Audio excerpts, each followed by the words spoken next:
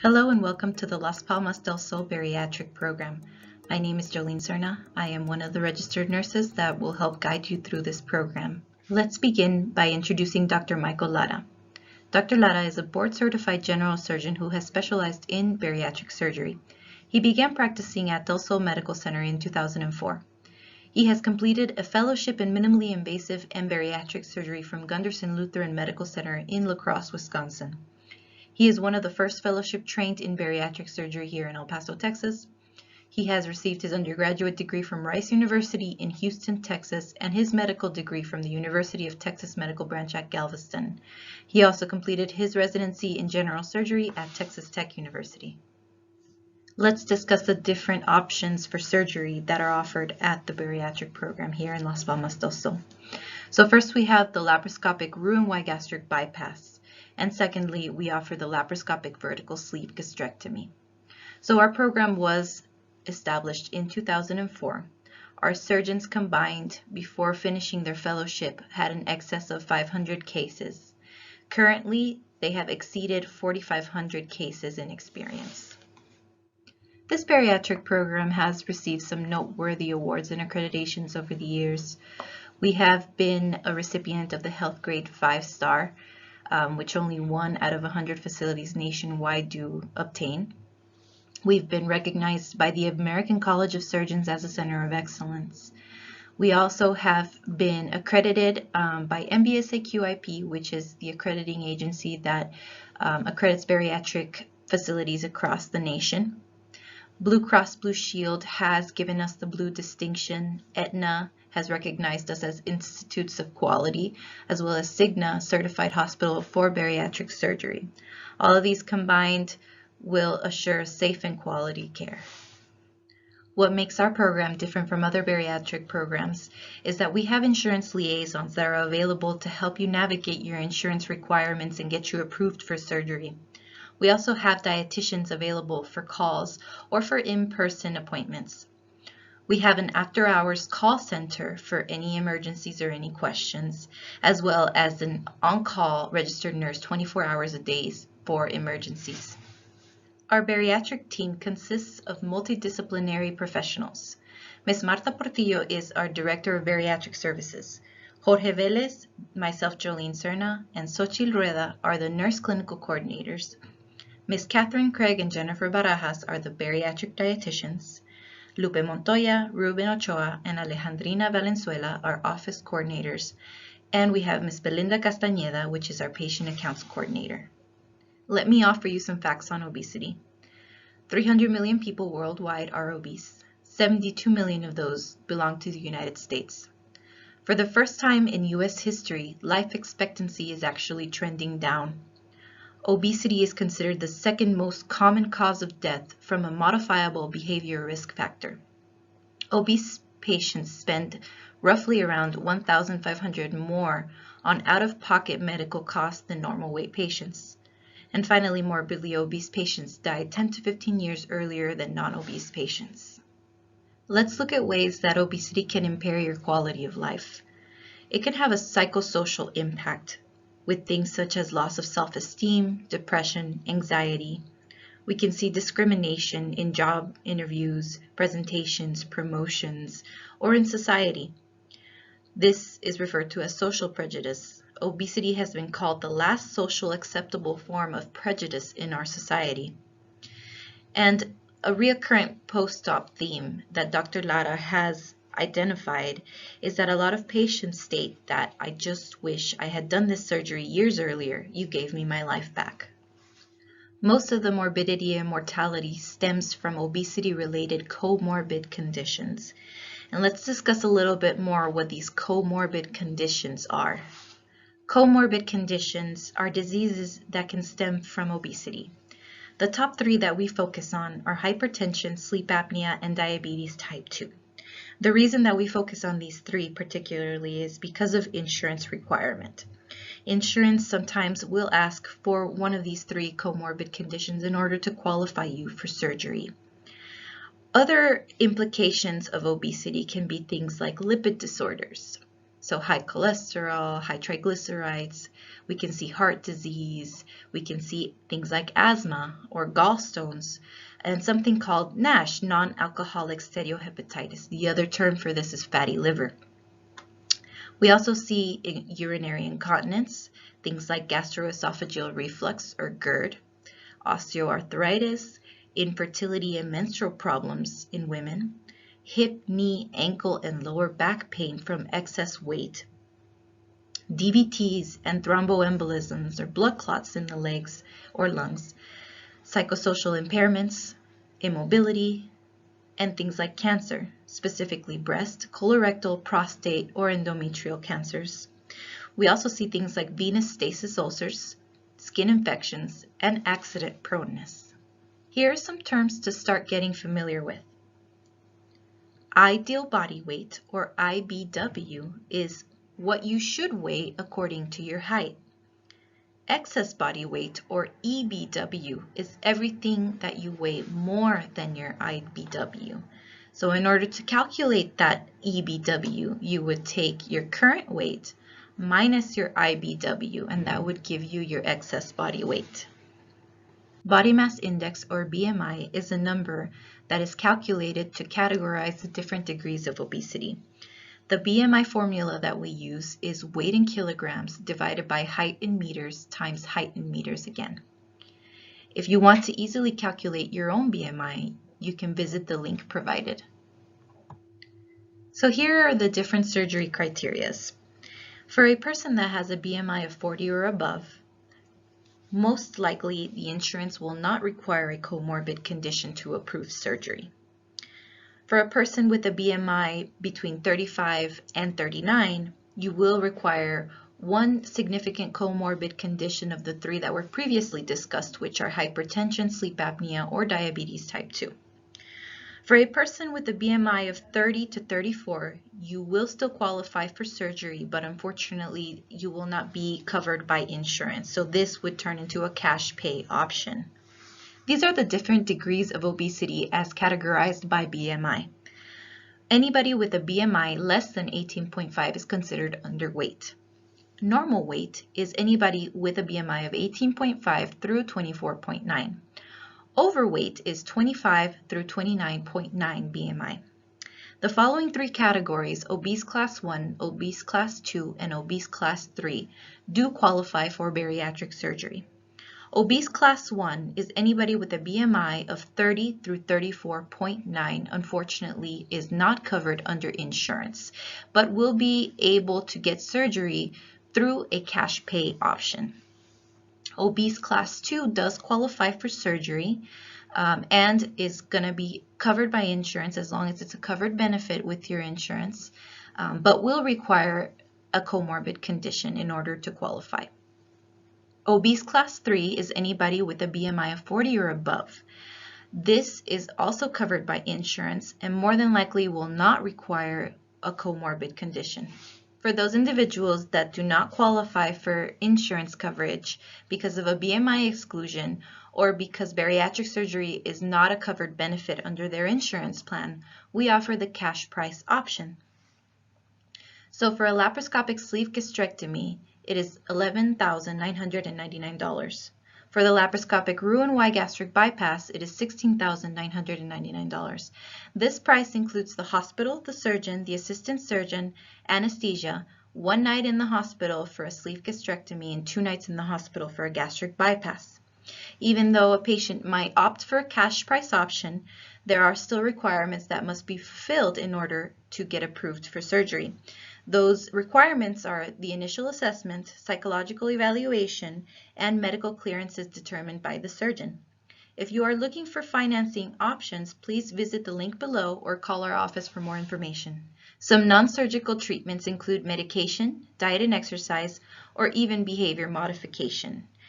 These methods have proved successful for many people, but the problem being that weight loss is not substantial for 90 to 95% of patients with clinically severe obesity using these methods. So we do tend to see a weight regain within 5 years. Bariatric surgery is a more permanent treatment for obesity. With that being said, let me introduce to you Dr. Michael Lara. Okay, hello, I'm Dr. Lara, general surgeon, bariatric surgeon, fellowship trained. And the nurse just spoke to you regarding the conventional attempts at weight loss, but now I'm going to focus on the surgical approach. So the surgical approach that I'm going to take is going to be done all laparoscopically, meaning I'm going to use long instruments to handle the tissues and do the surgery via TVs, via monitors. What that means is I'm going to be using small incisions, and more importantly, if I make a very small cut, you're going to have a little scar. But even more important than that is that you're not going to have pain. And if you don't have pain, then that means you're going to walk sooner. And if you're walking sooner, then you're going to take deep breaths, and that means you're not going to get pulmonary complications, which can lead to pneumonia or infections, etc. And you'll be recovering faster. You'll get back to your normal activity, you'll get back to work, and we'll get you back to exercising sooner rather than later. The old way of doing this surgery was just that. It was old school. It was a big cut from the patient's breastbone down to their pubic bone, and that was very painful. The patient required a lot of pain medicine, didn't want to get out of bed, and if they weren't getting out of bed, then they would get pneumonia, they would get wound infections, and later they would get hernias. So now with the laparoscopic approach, this surgery is pretty much pain-free. More often than not, patients will tell me the only pain medicine they got was when they were in the hospital, and once they went home, they no longer required any pain medication. Here we have a picture of a patient's an adult normal anatomy before it is altered by surgery. So focus on up here by the esophagus. Right above that would be a person's mouth, and then this tube is the esophagus going into a normal shaped stomach, and then small bowel, and eventually the small bowel ends up in the colon. So what's going to come in the next slides is how we're going to change a patient's stomach and also work on the intestine to connect their stomach to a new stomach that I'm gonna create out of your existing stomach. Here we have the anatomy that has already been altered by a Roux-en-Y gastric bypass surgery. So your mouth is up here where the blue circle is, and then this tube is your esophagus, and that's connected to your stomach. I'm going to create you a new stomach about the size of an egg out of your existing stomach, and then that little stomach is going to be connected to this loop, a small bowel, which is shaped like a candy cane, which comes up here and is now connected to your new little stomach. What I need you to notice is that in this surgery, we make your stomach smaller and I rearrange your small bowel. Thus, it works by restricting the amount you can eat because you're going to have a smaller stomach, and you're not going to absorb as many calories from your diet because your small bowel anatomy has also been altered. And then another thing to focus is here. You see this looks like a Y, and that is why this is called a Roux-en-Y gastric bypass. The Y being shaped by the acid, bile, and pancreatic enzymes that are coming from this loop, your duodenum, into your small bowel. So this is the video showing the Roux-en-Y gastric bypass. As you saw there, that was the old way of doing it, the open approach. But now the approach I take is doing this laparoscopically. The little incision by here by your belly button is the camera. Then over here there's going to be two other little incisions for my right hand, my left hand, and then right hand and left hand of the assistant. First thing you're going to notice is that's the stomach being cut. I cut a new little stomach using your existing stomach. And that little stomach is going to be about the size of the palm of your hand, about the size of an egg. Then going to come down, and like I told you in the previous slide, cut your small intestine. Bring that loop of intestine up here. That's the candy cane loop of intestine. Food is going to come down, give you the feeling of fullness, tell your brain you're not hungry, and then go down this route. So a syndrome that can be unique to these procedures is dumping syndrome, a little bit more common with the bypass and the sleeve.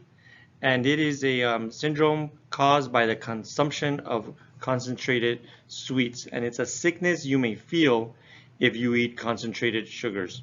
And those symptoms include painful cramping, nausea, diarrhea, diaphoresis. If you eat something with a sugar that you shouldn't, you're going to feel these symptoms, and they are not going to go away until that sugar load passes through your GI tract.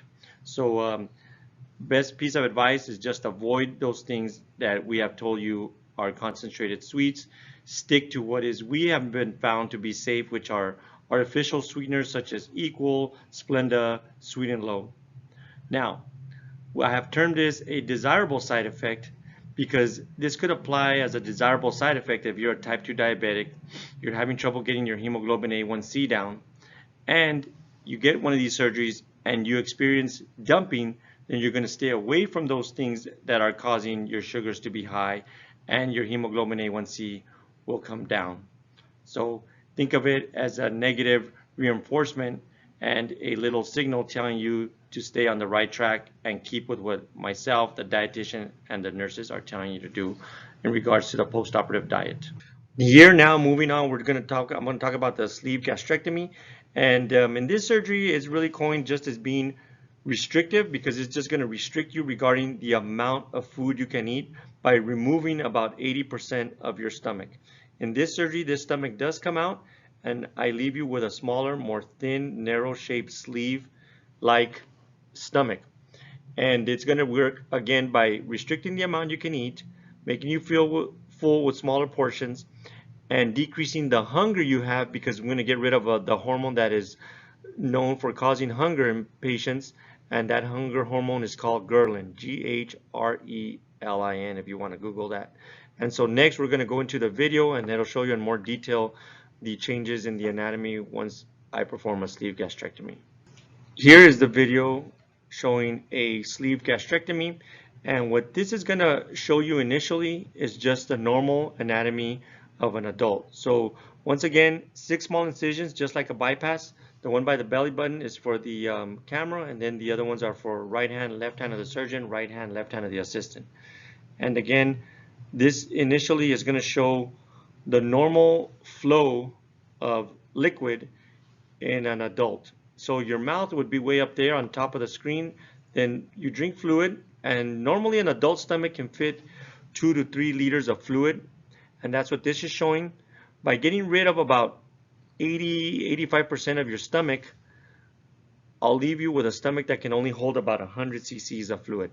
So again, it's a cut from here to here. That stomach is removed because it doesn't have an in, it doesn't have an outlet, it doesn't have a blood supply.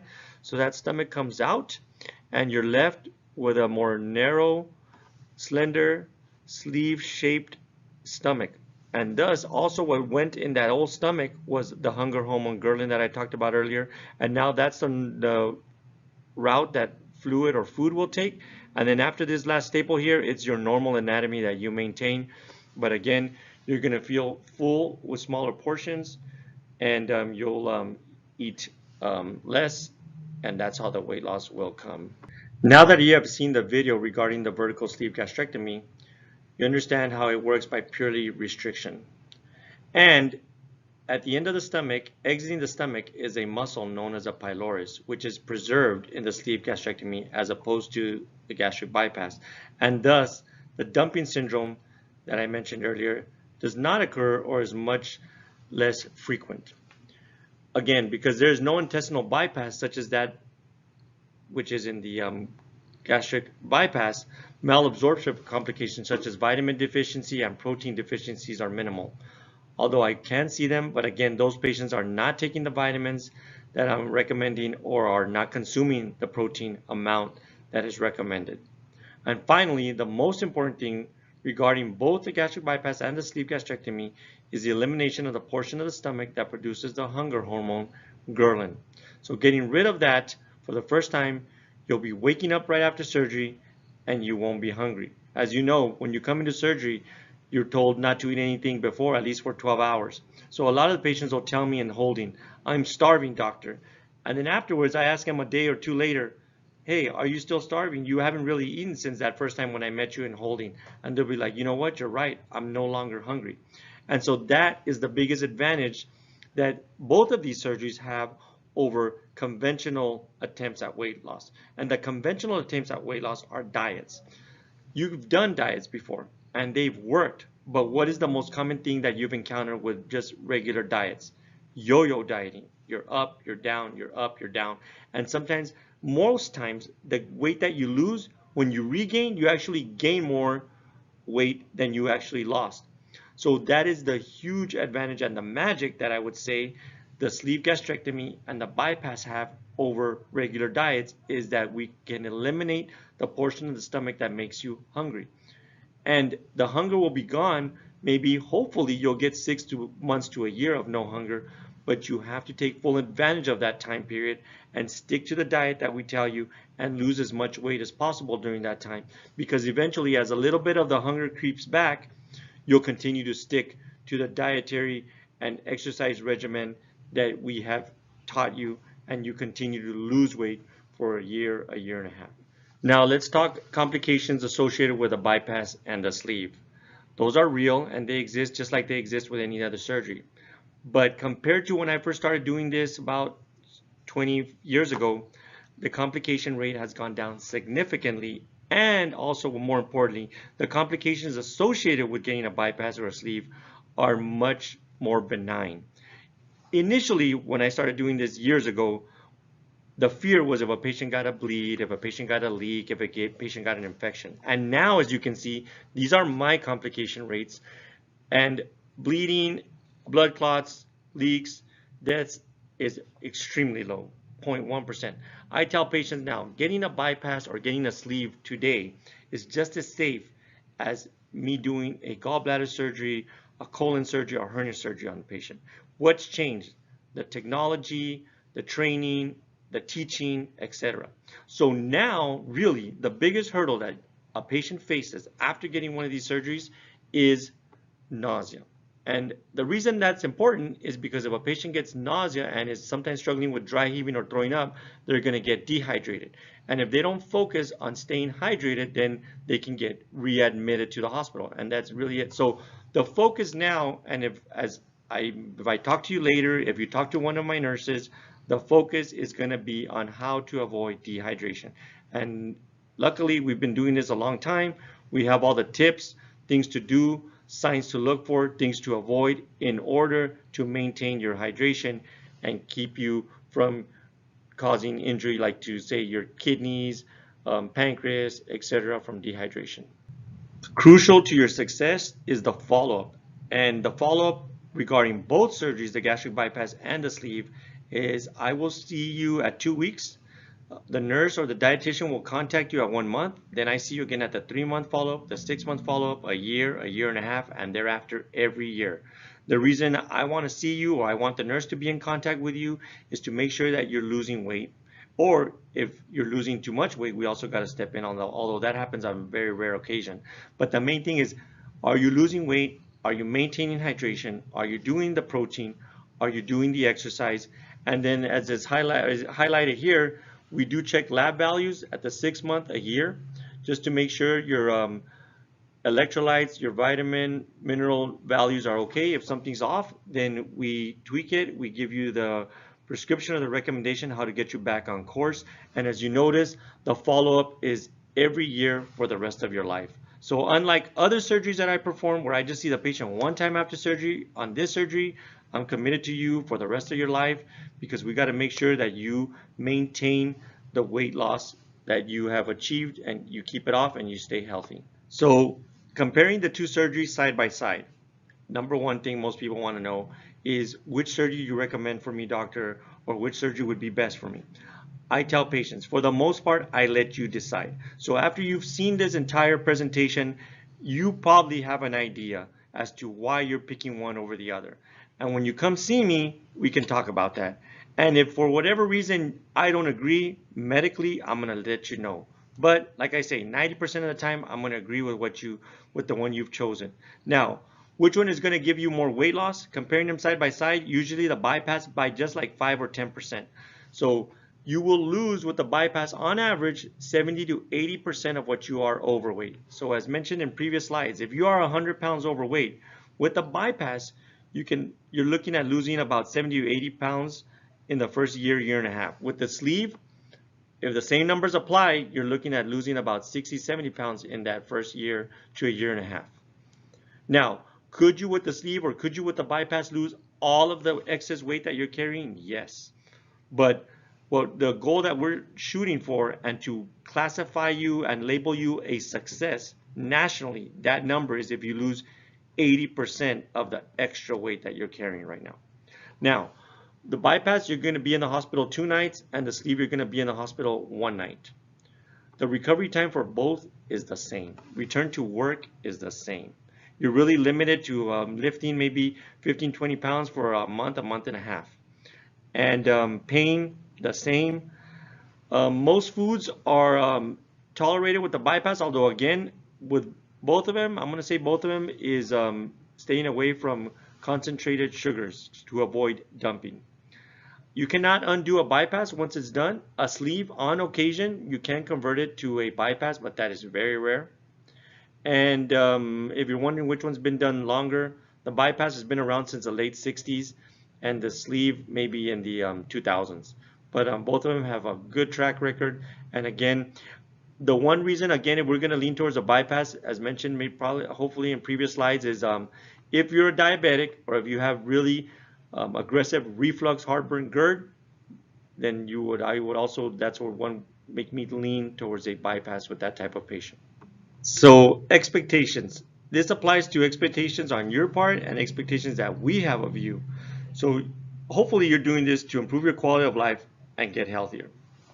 What we're looking for, or what we've seen in the past that has worked regarding what makes a successful patient, is number one, the one who gets educated. And just by you looking at this presentation and doing your research, whatever means you choose, by talking to people at work, by going on the internet, social media, getting yourself educated and understanding what you're getting yourself into, that's a big step.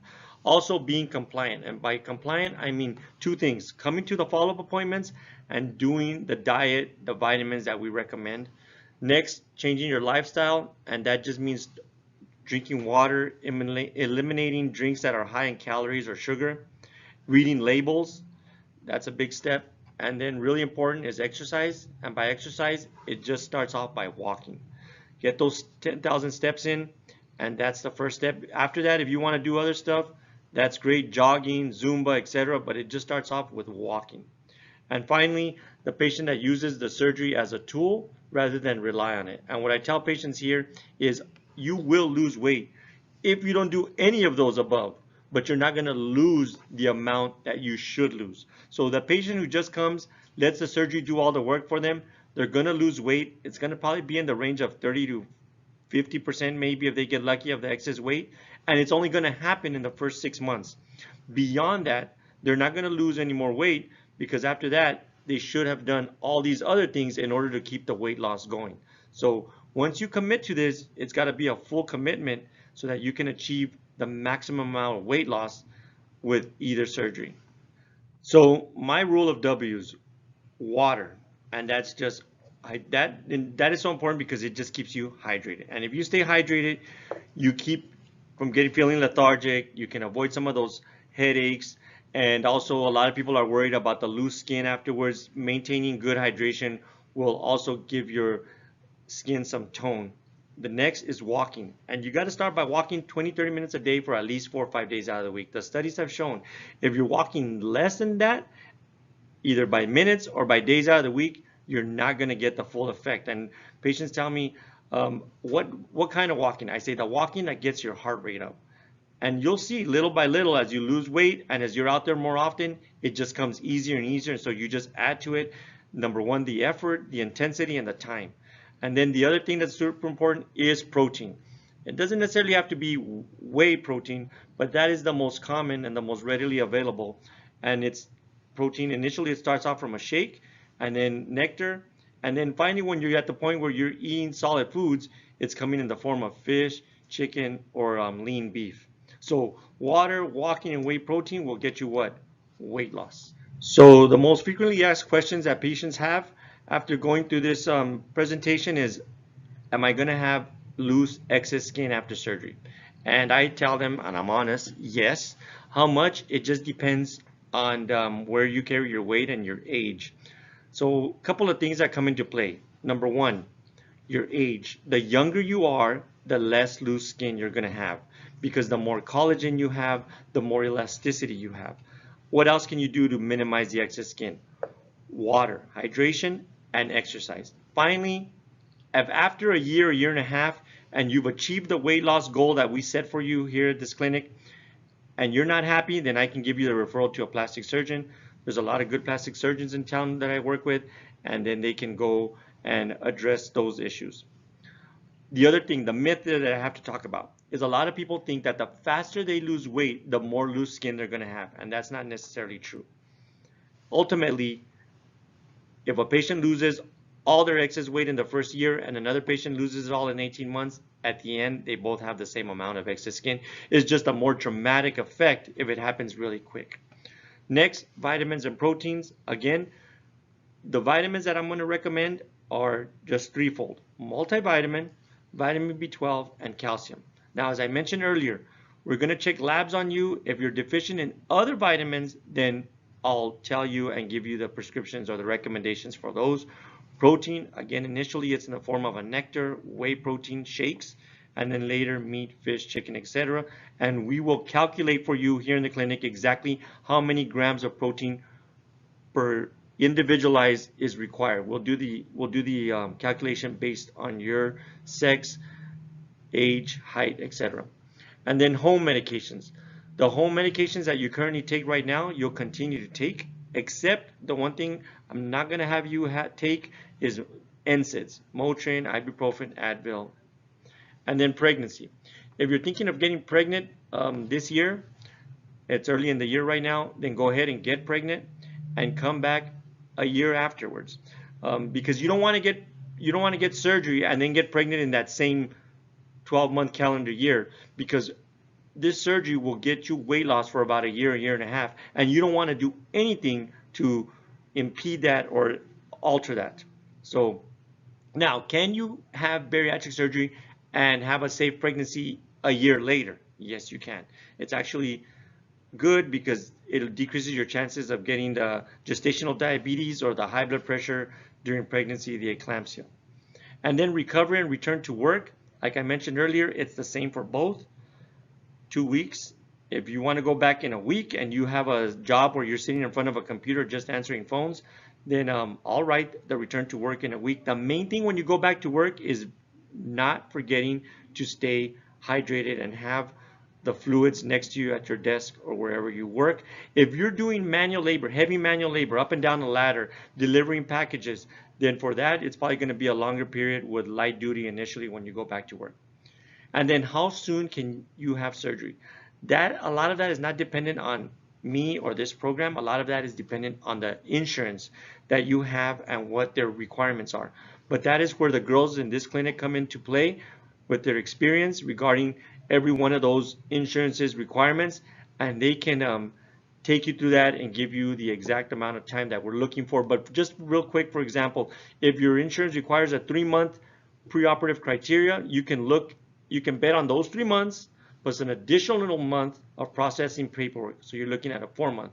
If your insurance has a 6-month criteria, you're looking at those 6 months plus an additional month for that paperwork to get worked on, and so you're looking at 7 months.